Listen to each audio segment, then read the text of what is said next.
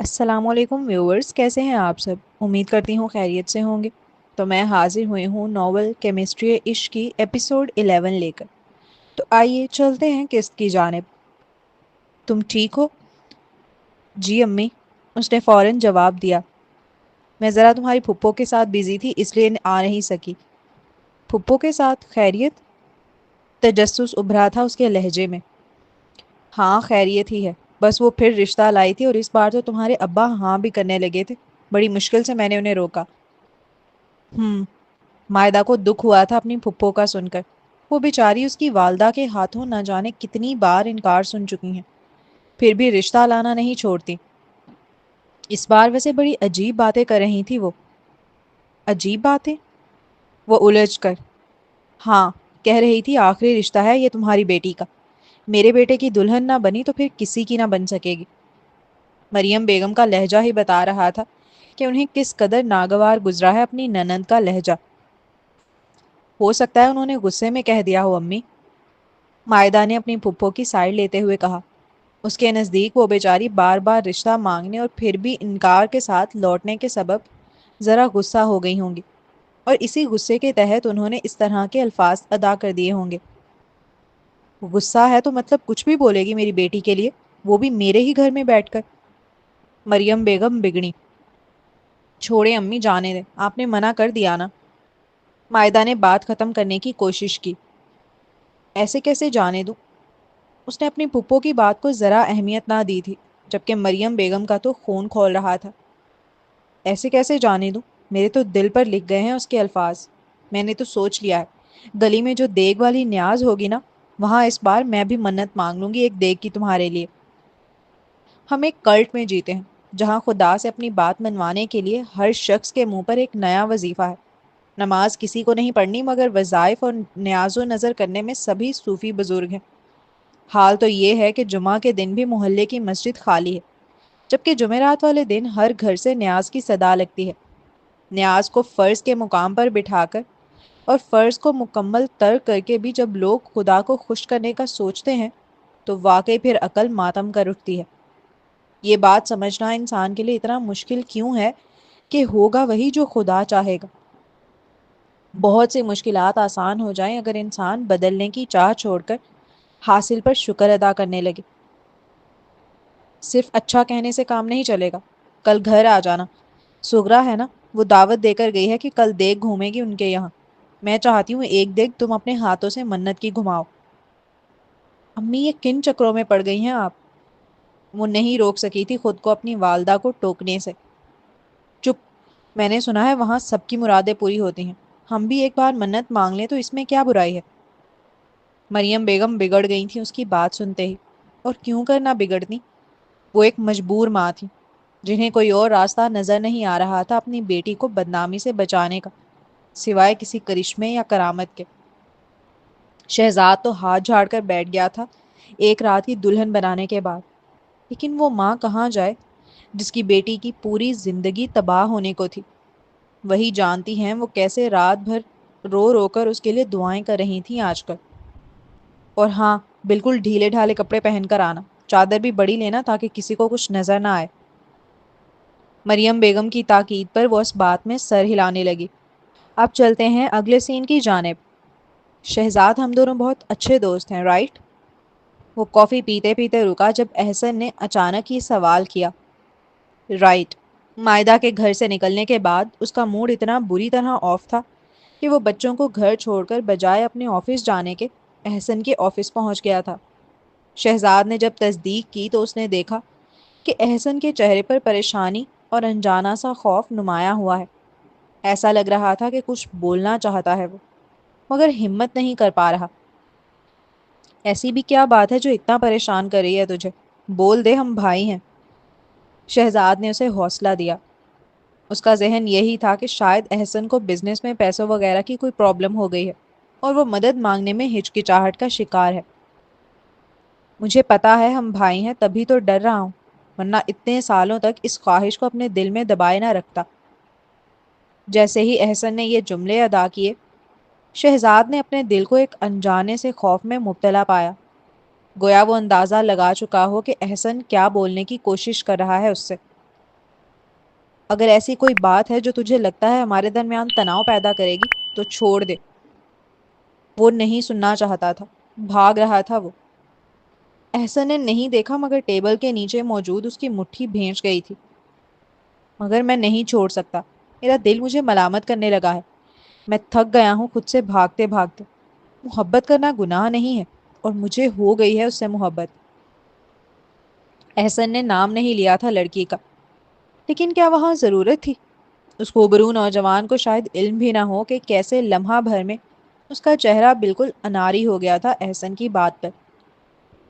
شہزاد پہلے ہی بڑا جلا بھنا سا آیا تھا، چونکہ اس دشمن جاں کو دیکھ کر جو آیا تھا کسی اور کے ساتھ، اس سے تو ابھی تک وہ بھی برداشت نہیں ہو رہا تھا کہ سامنے سے اس کا اپنا دوست محبت کے اظہار کی باتیں کرنے لگا۔ کم از کم لڑکی کا نام ہی پوچھ لو، یا تم پہلے ہی اندازہ لگا چکے ہو کہ میں بلیک ویڈو کی بات کر رہا ہوں؟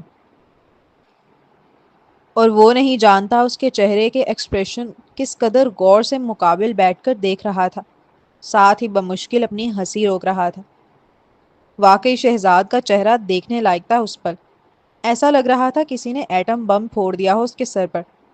چہرے کے سارے رنگ اڑ چکے تھے۔ وہ سامنے سے احسن کو ایک لفظ بھی نہیں بول سکا تھا، اور بولتا بھی کیسے؟ زندگی بھر وہی تو اس لڑکی سے نفرت کا دعوے دار بنتا آیا ہے۔ اگر کوئی اور اس کی جانب قدم بڑھا رہا ہے تو کیا وہ روکنے کا حق رکھتا ہے؟ احسن کو بھی پوری دنیا کی ساری لڑکیوں کو چھوڑ کر اس بلیک ویڈو کو ہی پسند کرنا تھا۔ یہی سوچ کر شدید غصہ آنے لگا تھا اسے، اور ابھی وہ اپنے غصے میں ہی تھا جب اس نے احسن کو زور سے ٹھٹھا لگاتے ہوئے دیکھا۔ اپنا چہرہ تو دیکھ ایک بار آئینے میں جا کر اس وقت۔ کیونکہ بڑی سنجیدہ بات کرنے کے بعد وہ اچانک اتنی زور سے ہنسا تھا، اس لیے شہزاد کو کچھ لمحے لگے یہ سمجھنے میں کہ وہ صرف اسے چھیڑ رہا ہے۔ حد ہے تجھ سے بھی۔ اسے احسن کا یہ فالتو کا مذاق شدید زہر معلوم ہوا۔ وہ دانت پیستے ہوئے اٹھنے لگا۔ اتنا لال پیلا کیوں ہو رہا ہے؟ مجھے تو نہیں لگتا میرے مائدہ کو پسند کرنے میں کوئی برائی ہے۔ احسن اب اس کے شدید ری ایکشن پر سوال اٹھا رہا تھا، جو صحیح بھی تھا، مگر جواب تو مقابل تب دینا جب اس کے پاس کوئی جواب ہو۔ وہ خود نہیں جانتا وہ اتنا غصہ کیوں ہو رہا ہے۔ اس کے دل کا ہر ایک کونا جانتا ہے کہ وہ دیا سے محبت کرتا ہے، پھر مائدہ کی جانب دوسرے مردوں کا جھکاؤ اسے کیوں پاگل کر رہا ہے، وہ سمجھ نہیں پا رہا۔ چل مار، تیرے لیے دوسری کافی منگاتا ہوں، یہ والی ٹھنڈی ہو گئی ہے۔ اس نے کافی کا مگ اس کے ہاتھ سے لیتے ہوئے مسکرا کر کہا۔ ارے یہ کیا؟ کافی کا مگ ہاتھ میں لیتے ہی اچانک اس نے تعجب کا اظہار کیا اور اگلے ہی پل آنکھیں بڑی کر شہزاد کو دیکھنے لگا۔ کیا؟ وہ ایک ابروج کھا کر۔ یہ کافی تو پہلے سے زیادہ ہیٹ اپ ہو چکی ہے۔ ایک آنکھ ونگ کر شرارت سے بولتا وہ پھر زور سے ہنسا تھا، جبکہ شہزاد نے بے بسی سے اپنا سر جھٹکا۔ ایک بات بولوں دوست، دل میں چھپی بات کو اب زبان پر لے آؤ، اس سے پہلے کہ بہت دیر ہو جائے۔ وہ حسین نوجوان کیبن کے دروازے تک ہی پہنچا تھا کہ اس نے پیچھے سے احسن کو کہتے سنا۔ احسن نے دیکھا کہ وہ ٹھہر گیا ہے کچھ لمحوں کے لیے، پھر نہ جانے اس کے دل میں کیا سمائی کہ وہ سر جھٹک کر آگے بڑھ گیا۔ اب اگلا سین۔ وہ سغرا آنٹی کے گھر پہنچی تو وہاں کا ماحول دیکھ کر وہ عجیب سی کیفیت کا شکار ہوئی۔ وہاں 10 کلو چاول کی دیگ کو جو پکوان سے پک کر آئی ہوئی تھی اس پر لال رنگ کا کپڑا ڈالا ہوا تھا۔ اسے عورتیں پکڑ کر گول گول گھما رہی تھیں۔ اگر وہ گھوم جاتی تو مطلب تھا کہ منت پوری ہو جائے گی 1 سال کے اندر اندر، اور اگر نہیں گھومتی تو مانی تھا کہ منت پوری نہیں ہوگی۔ مگر عجیب منظر یہ تھا کہ کچھ عورتوں کو دیگ گھماتے وقت ہال آ رہے تھے۔ وہ ایسا گھومتی کہ پھر دیگ چھوڑتی ہی نہیں، جیسے ایک پنکھے کی پنکھڑیاں گھوم رہی ہوتی ہیں، بالکل ویسے ہی ایک عورت دیگ کو پکڑ کر تیز تیز گھومتی، یہاں تک کہ گھومتی رہتی اور پھر دیگ ہی اسے بے حال ہو جانے کے بعد چھوڑ دیتی، اور وہ عورت جیسے کوئی کرنٹ کھا کر اس دیگ سے دور جا گرتی۔ اب وہ عورت کمرے میں کسی دوسری عورت کے اوپر گرے، یا دیوار سے اس کا سر ٹکرا جائے اور خون نکلنے لگے، یا وہ زمین پر منہ کے بل گرے، کوئی مسئلہ نہیں۔ مائدہ کو دیکھنے سے ہی معلوم ہو رہا تھا کہ لوگوں کے لیے یہ کوئی نئی چیز نہیں ہے، وہ اس چیز کے عادی ہیں۔ انہیں یہ چیزیں بری بھی نہیں لگ رہی، بلکہ انہوں نے تو اس کے اہتمام میں ایک دوسرے کے اوپر عطر لگائی ہوئی ہے، زور زور سے قوالیاں گا رہے ہیں، ایک تماشا سا لگایا ہوا ہے پورا۔ وہ دیگ کسی خاص بزرگ بابا کے نام پر گھمائی جا رہی تھی، اور جب کوئی عورت گرنے کے بعد بھی صحیح نہ ہوتی بلکہ الٹا زمین پر لوٹے لگانے لگتی، اپنا سر ادھر ادھر دیواروں پر مار کر خونم خون کرنے لگتی، تو لوگ کہتے اس کی منت پوری ہوگی، اس پر بابا آ گئے ہیں۔ بزرگ بابا ایک عورت پر آ گئے ہیں؟ Like seriously? وہ بزرگ حضرات جو زندگی بھر عورتوں سے دور رہے، اپنی آنکھوں تک کے پردے کیے، وہ وفات کے بعد نامحرم عورتوں کے جسم میں آئیں گے؟ کیا ہو گیا ہے لوگوں کی عقلوں کو؟ اپنی خواہشات پوری کرانے کے لیے کس قدر جہالت میں جا گرے ہیں۔ ایک طرف مائدہ کو ایک خوبصورت سی لڑکی کو دیکھ کر، جو اپنے ہاتھوں کی چوڑیوں کو خود ہی زمین پہ مار مار کر توڑ رہی تھی، خوف آ رہا تھا، تو وہیں شدید صدمہ بھی ہونے لگا کہ آج لوگ چاند پر پہنچ گئے ہیں، اور ہم بجائے نماز ادا کرنے اور خدا سے سچے دل سے دعا مانگنے کے، اپنی نفسانی خواہشات کے پیچھے پاگل ہو کر جہالت کے ان گڑھوں میں جا گرے ہیں جن کا کوئی حل نہیں۔ جا مائدہ، اب تو جا، اور دل میں یہی خواہش کرنا کہ شہزاد تمہیں اور تمہارے بچے کو اپنا لے۔ وہ ایک پڑھی لکھی لڑکی تھی، لیکن آج وہ کس مقام پر کھڑی تھی؟ یہی سوچ کر اسے شدید صدمہ ہوا، اور وہ آہستہ قدم لیتی دیگ کے پاس جا پہنچی۔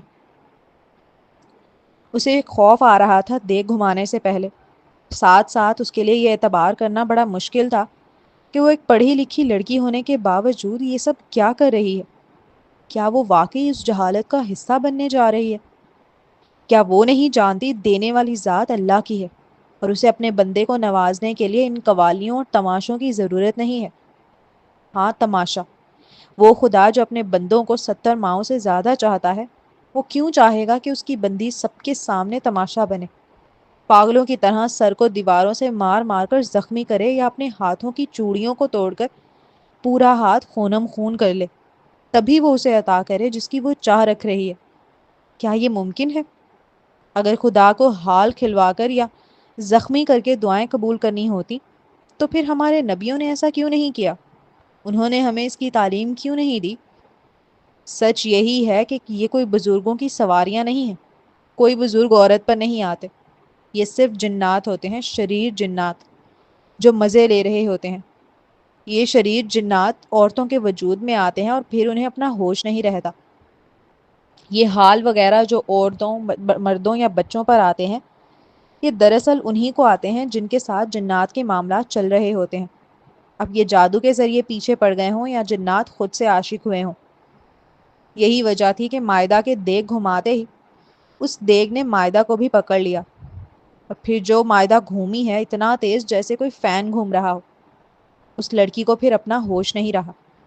وہ گھومتی رہی، گھومتی رہی، گھومتی رہی، یہاں تک کہ دیگ نے ایک جھٹکے سے اسے خود سے دور پھینکا اور وہ کمرے کی دیوار سے جا ٹکرائی۔ یوں گرنے کے سبب اس کے کپڑے پیٹ کے مقام سے ہٹ گئے تھے، کیونکہ مائدہ گھومی تھی اور بڑا تیز گھومی تھی، اس لیے وہاں موجود عورتیں خوش ہونے لگیں اور مریم بیگم کو مبارکباد دینے لگیں کہ ان کی منت پوری ہونے کو ہے اور بڑی جلدی ہو جائے گی۔ اور مریم بیگم جو بڑی آس اور امیدیں لے کر آئی ہوئی تھی، خوشی سے سرشار ہو کر اپنی بیٹی کی جانب لپکیں۔ مائدہ اٹھو بیٹا، مائدہ اٹھو! مریم بیگم اب اسے اٹھانے کی کوشش کر رہی تھی۔ انہوں نے اس کا سیدھا ہاتھ پکڑ کر ہلایا، لیکن وہ ہل ہی نہیں رہی تھی۔ مریم بیگم اس کے نہ اٹھنے کے سبب پریشان ہونے لگی، کیونکہ باقی عورتیں یا لڑکیاں جو دیگ گھما کر گر رہی تھیں، یا تو وہ حال کھیلنا شروع کر رہی تھی یا پھر سیدھی ہو کر کھڑی ہو جاتی، لیکن مائدہ بے ہوش ہو گئی تھی۔ مائدہ اٹھو نا، کیا ہو گیا، اٹھو! مریم بیگم اس کا ہاتھ پکڑ کر ابھی پریشانی کے عالم میں ہلا ہی رہی تھی، جب پیچھے بیٹھی ایک عورت جس پر حال آئے ہوئے تھے وہ ہنستے ہوئے بولی، میں وہ دیکھ سکتا ہوں جو تو نہیں دیکھ پا رہی۔ وہ عورت تھی، لیکن اس کا لب و لہجہ اس وقت ایک مرد کا تھا، بڑا جلال تھا اس کے لہجے میں، آنکھوں میں اس کے شدید سرخی بھری تھی جو کسی دیکھنے والے کو وحشت میں مبتلا کر دے۔ وہ جب مریم بیگم سے مخاطب ہو کر بولی تو وہ خوف کی شدت سے ٹھہر گئیں، اور نہ صرف وہ ٹھہریں، باقی سب بھی انہیں دیکھنے لگے۔ میں دیکھ سکتا ہوں وہ لوگ تیری بیٹی کو جلا رہے ہیں، وہ بار بار اسے بتا رہے ہیں کہ وہ اسے مار دیں گے، وہ جادو کر رہے ہیں، کالا جادو، وہ ختم کر دیں گے اسے اور اس کے بچے کو بہت جلد، میں دیکھ سکتا ہوں اسے کھلایا گیا ہے۔ اس عورت کے جملے ایٹم بم کی طرح مریم بیگم کے سر پر آ کر گر رہے تھے۔ وہ کبھی بے یقینی سے اپنی بے ہوش بیٹی کو دیکھتی تو کبھی اس عورت کو۔ اس عورت پر اس وقت حال آیا ہوا تھا، یعنی جنات حاضر تھے، اور وہ جو کچھ مائدہ کے بارے میں بتا رہی تھی وہ بالکل سچ تھا، لیکن وہ فیوچر نہیں بتا سکتی تھی، کیونکہ جنات فیوچر نہیں دیکھ سکتے۔ اس کے بارے میں قرآن پاک میں بھی موجود ہے۔ ترجمہ کنز ایمان۔ اور یہ کہ ہم نے آسمان کو چھوا تو اسے پایا کہ سخت پہرے اور آگ کی چنگاریوں سے بھر دیا گیا ہے، اور یہ کہ ہم پہلے آسمان میں سننے کے لیے کچھ موقع پر بیٹھا کرتے تھے، پھر اب جو کوئی سنے وہ اپنی طاق میں آگ کا لوکا پائے۔ تفسیر سراۃ الجنان۔ اس آیت اور اس کے بعد والی آیت کا خلاصہ یہ ہے کہ جنات نے کہا، ہم نے اپنی عادت کے مطابق آسمان والوں کا کلام سننے کے لیے آسمان دنیا پر جانا چاہا تو اسے یوں پایا کہ فرشتوں کے سخت پہرے اور آگ کی چنگاریوں سے بھر دیا گیا ہے، تاکہ جنات کو آسمان والوں کی باتیں سننے کے لیے آسمان تک پہنچنے سے روکا جائے۔ حالانکہ ہم نبی کریم صلی اللہ تعالیٰ علیہ وآلہ وسلم کی تشریف آوری سے پہلے آسمان میں فرشتوں کی باتیں سننے کے لیے پہرے اور آگ کی چنگاریوں سے خالی کچھ جگہوں پر بیٹھ جایا کرتے تھے، اور نبی کریم صلی اللہ تعالیٰ علیہ وآلہ وسلم کی تشریف آوری کے بعد وہ جگہیں بھر دی گئی ہیں۔ لہٰذا اب جو کوئی سننے کی کوشش کرے گا تو وہ اپنی طاق میں ستارے کی صورت میں آگ کا شعلہ پائے گا جس سے اس کو مارا جائے۔ تفسیر قرطبہ الجن تحت الآیت 8، 9، 11، 10، 19، الجزء التاسع عشر الجن۔ حضرت عبداللہ بن عباس رضی اللہ تعالیٰ عنہما فرماتے ہیں، جن آسمانوں کی طرف چڑھتے اور انتہائی غور سے وحی سنتے اور ایک کلمہ سن کر 9 کلمے اپنی طرف سے ملاتے، ایک کلمہ تو حق ہوتا لیکن جو اضافہ کرتے وہ باطل ہوتا۔ رسول کریم صلی اللہ تعالیٰ علیہ وآلہ وسلم کی بعثت کے بعد انہیں وہاں جانے سے روک دیا گیا۔ انہوں نے یہ معاملہ ابلیس سے ذکر کیا، اور اس سے پہلے انہیں ستاروں سے نہیں مارا جاتا تھا۔ ابلیس نے کہا کہ ضرور زمین میں کوئی نیا واقعہ رونما ہوا ہے جس کی وجہ سے یہ رکاوٹ آئی ہے۔ چنانچہ اس نے اپنا لشکر بھیجا۔ انہوں نے تاجدار رسالت صلی اللہ تعالیٰ علیہ وآلہ وسلم کو پہاڑوں کے درمیان یا مکہ میں نماز پڑھتے ہوئے پایا۔ پھر اس لشکر نے ابلیس سے ملاقات کر کے یہ بات اسے بتائی تو اس نے کہا، یہی وہ نئی بات ہے جو زمین میں پیدا ہوئی ہے۔ ترجمہ قرآن بیان۔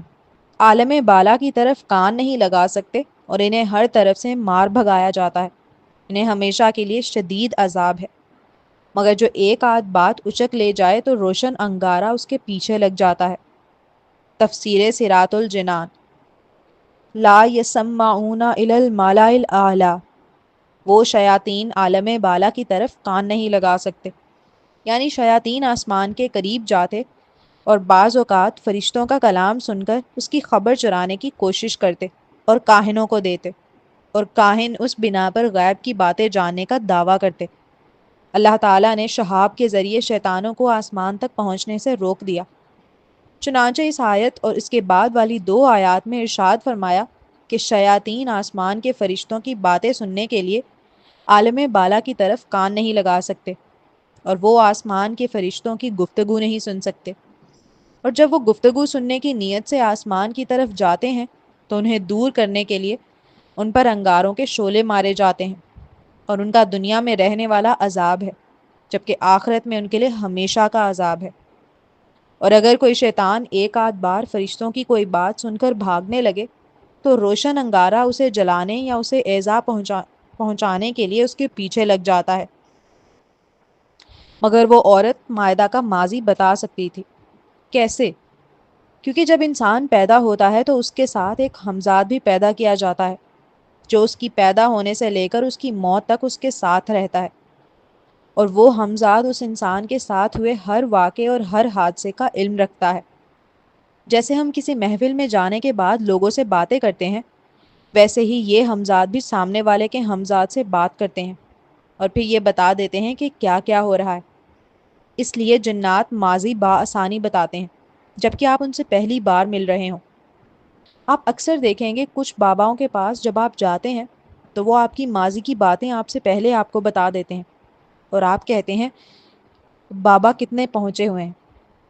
سچ تو یہ ہے کہ وہ کہیں نہیں پہنچے ہوئے، وہ دراصل آپ کے ہمزاد سے ساری معلومات لیتے ہیں اور اس سے معلوم کر کے آپ کو آپ ہی کی باتیں بتا دیتے ہیں۔ مریم بیگم اس عورت کی بات کا کبھی اعتبار نہ کرتی۔ اگر اس نے مائدہ کے بچے کا ذکر نہ کیا ہوتا۔ ان کے رونگٹے کھڑے ہو گئے تھے۔ وہ خوف کی شدت سے ادھر ادھر دیکھنے لگیں کہ کہیں کوئی اپنا یہ بات نہ سن لے۔ مائدہ اٹھو، میری مدد کریں، میری بچی کو اٹھائیں۔ مریم بیگم ایک لمحہ بھی مزید اب وہاں نہیں رکنا چاہتی تھیں۔ وہاں پر کوئی ان کا رشتہ دار موجود نہیں تھا، لیکن خدا نہ خواستہ کسی ایسے شخص کے کان میں یہ بات پڑ گئی جو مائدہ کے والد کے کانوں تک پہنچا دے یا ان کے رشتہ داروں تک، تو وہ سوچنا بھی نہیں چاہتی تھی کہ کیا قیامت برپا ہو جائے گی۔ مریم بیگم کے اوسان خطا ہو رہے تھے ہر گزرتے لمحے کے ساتھ۔ ان کا بس نہیں چل رہا تھا وہ مائدہ کو لے کر وہاں سے غائب ہو جائیں۔ دو عورتوں نے مائدہ کو اٹھانے میں ان کی مدد کی تو وہ فوراً اسے لے کر ٹیکسی میں بیٹھیں۔ ٹیکسی اپنی رفتار سے آگے بڑھ رہی تھی۔ مائدہ کا بے سدھ جسم ان کے وجود سے ٹکا ہوا تھا۔ وہ اپنی بیٹی کے چہرے پر ہاتھ رکھے اپنی سرخ پھولوں والی چادر سے بار بار اپنے آنسو پوچھتیں۔ مجھے ڈراونے خواب آ رہے ہیں امی، کبھی کوئی مجھے جلا رہا ہوتا ہے، کبھی کوئی جانور میرے پیچھے بھاگ رہا ہوتا ہے، کبھی کوئی کالا سایہ کہہ رہا ہوتا ہے کہ مجھے مار دیں گے۔ مجھے بہت ڈر لگ رہا ہے امی، میں گھر آنا چاہتی ہوں، مجھ سے نہیں رہا جا رہا یہاں اکیلے۔ مائدہ کے کہے گئے جملے اب ان کے کانوں میں گونج رہے تھے۔ تب تو انہوں نے یہی کہہ کر مائدہ کو چپ کرایا تھا کہ وہ بہت ٹینشن لے رہی ہے۔ ایک بار شہزاد اسے اور اس کے بچے کو اپنا لے تو یہ سب ٹھیک ہو جائے گا، اسے ذہنی سکون آ جائے گا۔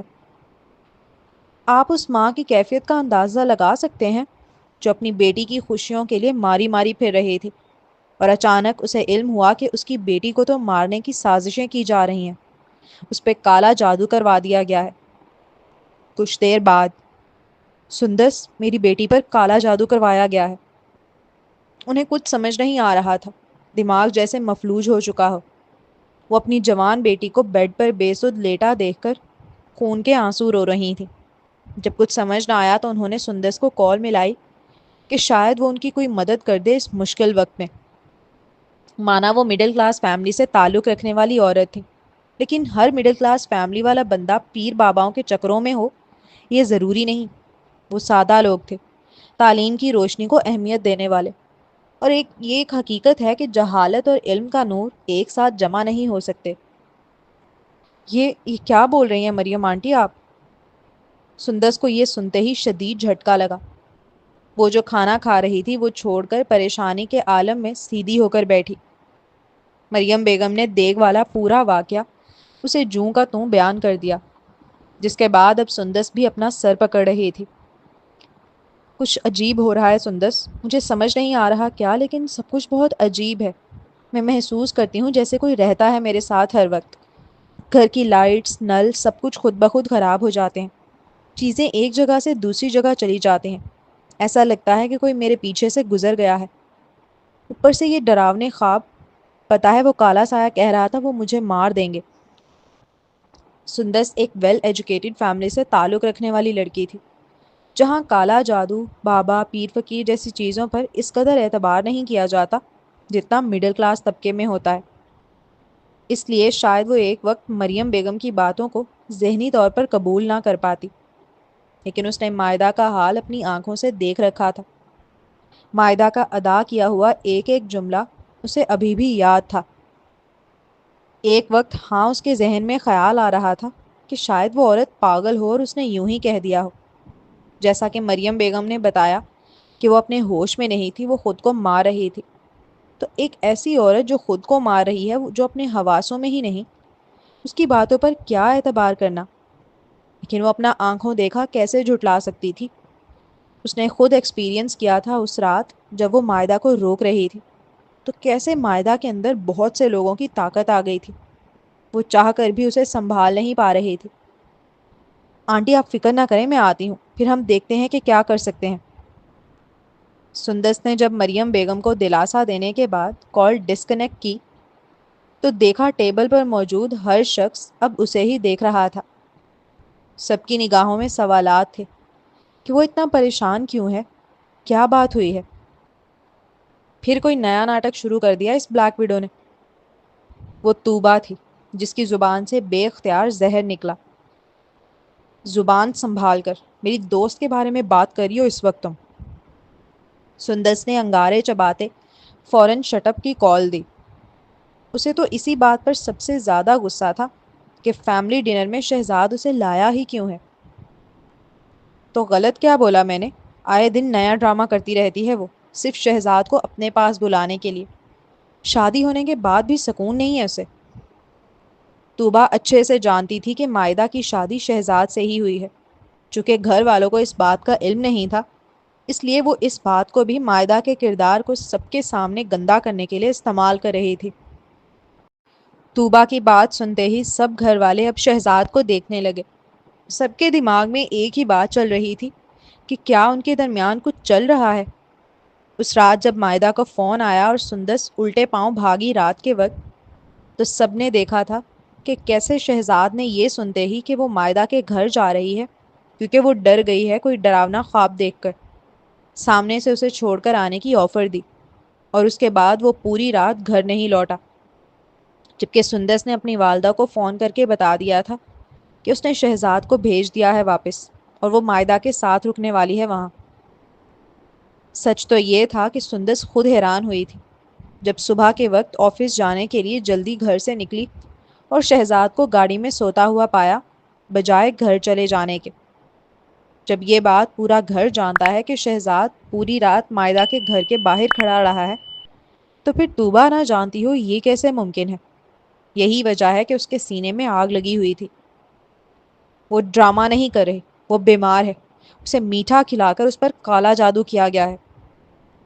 سندس کو یاد تھا کہ مائدہ کے دروازے پر کوئی اس کے نام کی مٹھائی رکھ کر گیا تھا جو اس نے کھا لی تھی، اور پھر مائدہ نے نہیں بتایا کہ کوئی آیا ہو اس مٹھائی کے متعلق پوچھنے۔ بس سندس کا یہ کہنا تھا کہ وہاں موجود ہر شخص اسے بے یقینی سے دیکھنے لگا۔ جاری ہے۔ تو جی جناب، اب ناول ایک بڑے اس موڑ پہ آ چکا ہے کہ مطلب اب کچھ بھی ہو سکتا ہے۔ مطلب میں پورا ٹائم پڑھ رہی تھی اور مجھے ٹینشن ہوئی تھی کہ اب نیکسٹ کیا ہوگا، نیکسٹ کیا ہوگا۔ تو سب سے پہلی بات لائک اچھا لگا، ایک طرح سے اچھا بھی ہو گیا کہ اس کی ماں کو پتہ چل گیا کہ یہ لائک مطلب سب کچھ کالے جادو کے ذریعے ہو رہا ہے، تو ایک طرح سے اچھا بھی ہو گیا۔ وہاں نہ جاتی تو شاید ان کو نہ پتہ لگتا۔ تو اللہ تعالیٰ کی مصلحت ہوتی ہے نا ہر کام میں۔ اب بظاہر وہ چیزیں غلط ہیں، اوبویسلی وہ چیزیں غلط ہیں، لیکن اسی میں ایک فائدہ یہ ہوا کہ ان کو پتہ لگ گیا۔ اور اوپر سے پھر وہ بیچ میں وہ بات ہے کہ ہر مڈل کلاس جو ہے وہ واقعی ان چیزوں میں نہیں پڑتا۔ ہم میں سے بھی موسٹلی نہیں ہوں گے، موسٹلی ہوں گے، سب کا اپنا اپنا یقین ہوتا ہے، اس پہ کوئی کر نہیں سکتے ہم بحث۔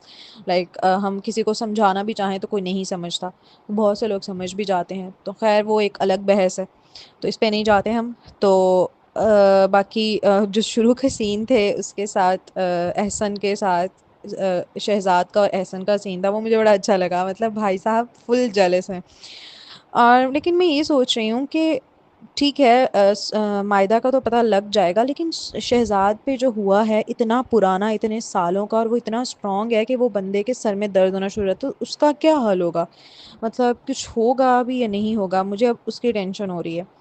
اور اب یہ لوگ کیا کریں گی؟ مطلب سندس اور مائدہ کی ماں جو ہیں وہ اب کیا کریں گی لائک اس کو اس چیز سے نکالنے کے لیے؟ اور پھر ایک اور چیز آپ نے نوٹس کی کہ کسی نے نا، میں کامنٹس پڑھ رہی تھی تو میں نے اس میں دیکھا کسی نے بولا تھا کہ شاید جو اس کی پھپھو کا بیٹا ہے اس نے یہ سب کروایا ہو۔ تو ابھی مجھے اس چیز وہ ہٹ کی جب شروع میں بالکل مائدہ کی ماں نے جب بولا کہ اس کی پھپھو نے بولا کہ اگر یہ آخری دفعہ پوچھ رہی ہوں، اگر تم یہاں پہ بھی نہیں کرو گی تو اس کا رشتہ کہیں پہ بھی نہیں ہوگا۔ تو وہ ایک چیز مجھے کھٹک گئی کہ واقعی کہیں اس کی پھپھو نے ہی تو نہیں کرایا؟ اوبویسلی وہ مرد، وہ جو اس کا کزن ہے اس نے تو نہیں کرایا گا، وہ تو اس سے پیار کرتا ہے، یا ہو سکتا ہے کرا لیا ہو، کچھ بھی ہو سکتا ہے۔ وہ جس طرح سے ہم نے مالا میں بھی پڑھا تھا وہ سحر عشق ہوتا ہے اس کو کہتے ہیں، تو خیر ہو سکتا ہے پھر یا اس کی پھپھو نے کرایا ہو، یا موسٹ پروبیبلی مجھے پھپھو کا ہی لگ رہا ہے کیونکہ اس نے اس طرح سے بولا ہے، اور وہ بندہ تو اس سے پیار کرتا ہے نا، تو وہ تو لائک ویٹ کر رہا ہے کہ چلو مان جائے گی۔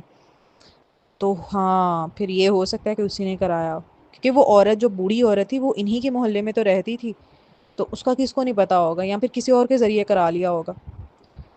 تو خیر دیکھتے ہیں کیا ہوتا ہے، ایک اچھے موڑ پہ اینڈ ہوا ہے کہ بہت ساری چیزیں کھل گئی ہیں۔ اب دیکھتے ہیں نیکسٹ کیا ہوتا ہے۔ آپ لوگ بھی ذرا اسی طرح کھل کے ریویوز دیا کریں، اینڈ اگر کوئی چیز اچھی نہیں لگ رہی تو وہ بھی بتایا کریں، کچھ اچھا لگ رہا ہے تو اس کو اپریشیٹ کیا کریں۔ تو ملتے ہیں نیکسٹ ایپیسوڈ میں، چینل کو ضرور سبسکرائب کر دیں، بیل آئیکن پریس کر دیں۔ ملتے ہیں نیکسٹ ایپیسوڈ میں، تب تک کے لیے اللہ حافظ۔